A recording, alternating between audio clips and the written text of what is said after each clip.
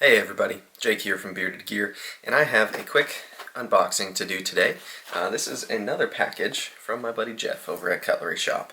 Jeff is an awesome dude, and I just recently reviewed, I'm in the process of reviewing the Spyderco Dragonfly, which he sent me, and then I also recently reviewed the ZT707, which he sent me to review, or kind of loaned to me. And that ended up going over to my buddy Wes Newman, Pocket Perspective, after me.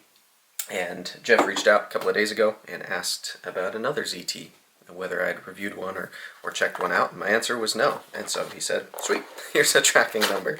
And I really appreciate Jeff for sending me this loaner to check out and review.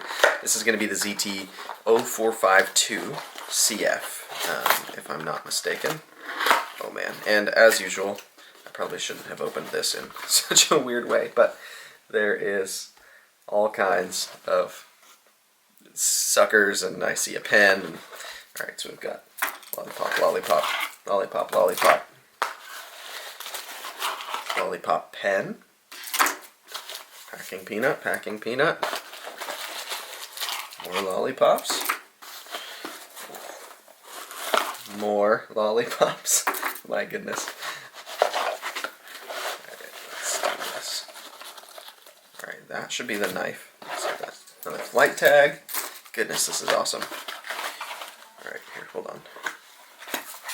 Let me put another box where I can put these packing peanuts in it, because I don't want to get packing peanuts everywhere.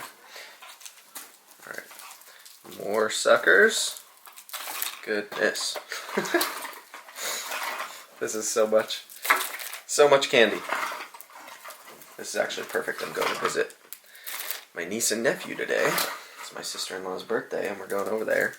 And my nephew loves candy, especially suckers. So, got a lot of stuff to bring to the little dude. Alright, I got all that. So, there's like 20 suckers in there. And then this is the knife. And I think this is actually Jeff's personal knife, if I'm not mistaken. So really cool of him to loan this to me. Got his card in here as well, and he wrapped it in some foam. So this, yes, is the 452CF. This is another Sinkovich design. I recently reviewed the 460, which was a loaner, and that was another Sinkovich design. I mistakenly, in my 707 review, said at one point that it was a Sinkovich design, but it's not. That one's an in-house design, although it looks kind of like a Sinkovich design to me, personally. Anyway, so this one is a titanium frame lock, loop over style deep carry clip, like that. And it is the carbon fiber show side, which is nice. This is a larger knife. I think the 450 is the same knife but smaller, and the 452 is just the larger silhouette of the same knife, if I'm not mistaken, although I'm not an expert, so I could be wrong there. And this one definitely feels like a good size to me. This is pretty big. So, I don't know what blade length is on here, but I'm going to have to guess it's got to be 4 inches. Another thing that's cool that I'm noticing right off the bat, the actual measurable blade length, if you're going from the foremost point of the handle to the tip, you actually have more cutting edge than that, because the cutting edge comes just below or just behind the actual end of the handle. That's pretty cool. These pivots are a little funny. They kind of look like rims on a car. Interesting, interesting, interesting. So we have an over travel stop stainless steel insert. This one's serial numbered 2640. And the blade steel on this guy is S35VN. So we've got S35VN, titanium, carbon fiber.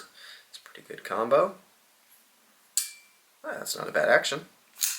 I like the deployment quite a bit. The detent feels really good.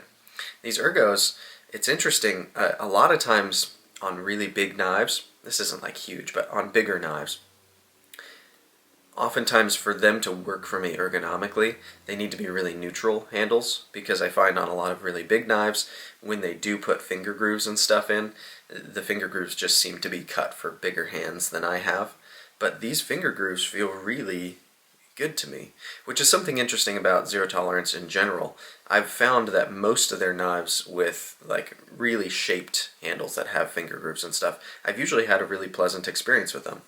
I'm trying to think of the name of the one. I think it was the 609 It's that one that had the see-through pivot as a titanium frame lock.